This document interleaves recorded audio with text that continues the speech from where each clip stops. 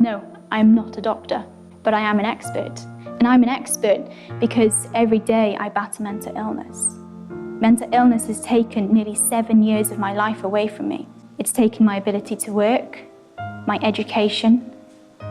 It's nearly taken my life. Dechreuais I sylweddoli fod gen I problemau pan o'n I tua 6 blwydd oed, erbyn o'n I 14 blwydd oed.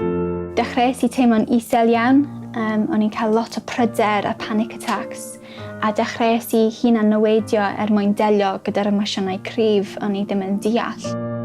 Ces I diagnosis o awtistiaeth, a yr awtistiaeth oedd yr peth o'n I wedi sylweddoli 9 blynedd yn cynt pan o'n I 6 blwydd oed. I dewis I dechrau siarad yn gyhoeddus am yr problemau o'n I wedi fynd trwy, o'n i'n gweld fel rhywbeth roedd rhaid I fi wneud I sicrhau fod plant a phobl ifanc yn y dyfodol yn ddim yn mynd trwy'r un pethau o'n i'n wedi fynd trwy. Ers I mi dechrau wneud siarad cyhoeddus am salwch meddwl fi wedi cael yr opportunity I siarad I pobl ar draws Prydain.